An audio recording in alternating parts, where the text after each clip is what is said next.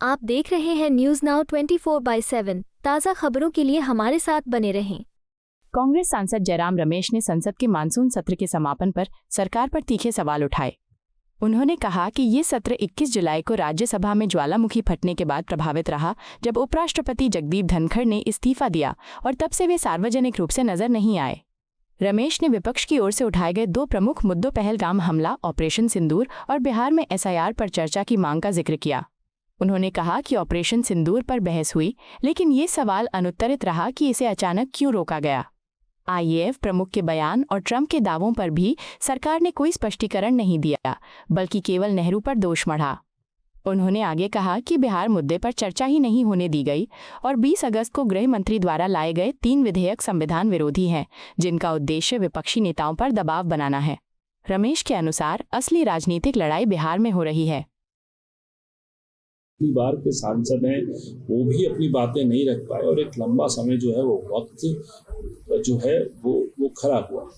देखिए 2025 का जो मानसून सत्र अभी समाप्त हुआ है, वो एक ही कारण जाना जाएगा इतिहास में कि 21 जुलाई 2025 को राज्यसभा में एक ज्वालामुखी का विस्फोट हुआ और वो ज्वालामुखी का नाम था जगदीप धनखड़। पहली बार भारतीय इतिहास में पिछले 75 साल में पहली बार उपराष्ट्रपति का इस्तीफा लिया गया।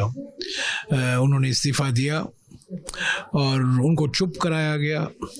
1 महीने से जगदीप धनखड़ जी के बारे में हमने पढ़ा नहीं, उनको सुना नहीं, हमने देखा नहीं।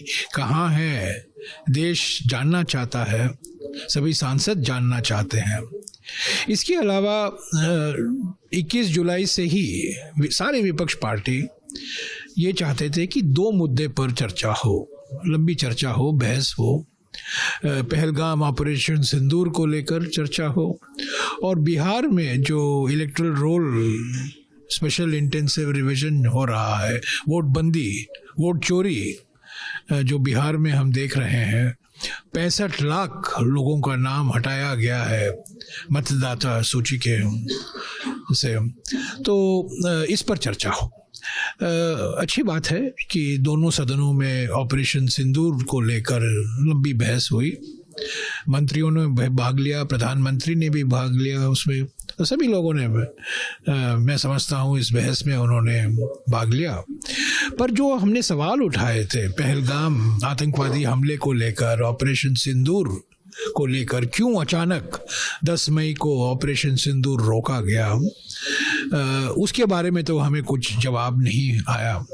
और सबसे सनसनीखेज जो खुलासे हुए हैं ऑपरेशन सिंदूर को लेकर, वो इस बहस के बाद हुए हैं जो हमारे वायुसेना प्रमुख air chief marshal Amarpreet Singh ने किया है। वो तो चर्चा के बाद हुआ।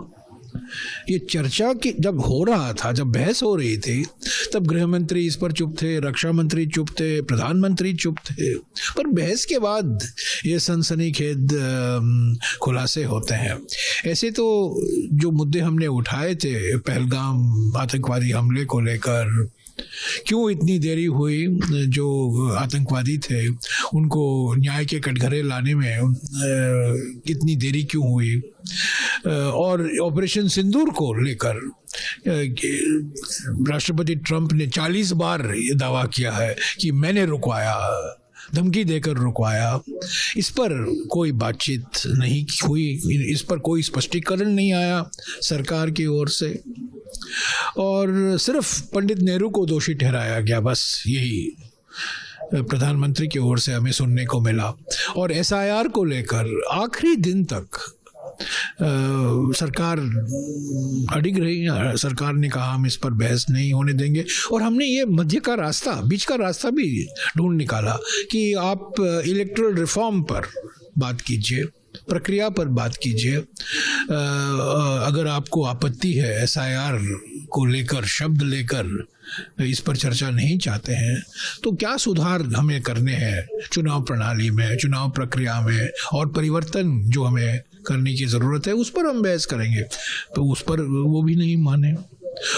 और अचानक आखिरी दिन, एक दिन पहले, आज आखिरी दिन है 21 तारीख, 20 तारीख को गृह मंत्री 3 विधेयक लाते हैं जो हमारे संविधान के खिलाफ हैं, लोकतंत्र के खिलाफ हैं, धमकी देने वाले कानून लाए हैं। हमारे चुने हुए मुख्यमंत्री, चुने हुए मंत्री, चुने हुए प्रधानमंत्री भी, तो क्या इन विधेयक का मकसद क्या है? मकसद यही है, धमकी देना। और 30 दिन के अंदर अगर आप बीजेपी के वॉशिंग मशीन के अंदर नहीं आएंगे तो आपको इस्तीफा देना पड़ेगा, यही तो माने है इन बिल का। तो हमने इसका भी विरोध किया। तो अब तो असली बात तो बिहार के सड़क पर है ना। राहुल जी हैं, इंडिया गठबंधन के नेता हैं, तेजस्वी यादव हैं, दीपांकर भट्टाचार्य हैं, अखिलेश यादव जी जाने वाले हैं। असली लड़ाई तो वहाँ हो रही है सदन। आपको यह वीडियो पसंद आया हो तो इसे लाइक करें, हमारे चैनल को सब्सक्राइब करें।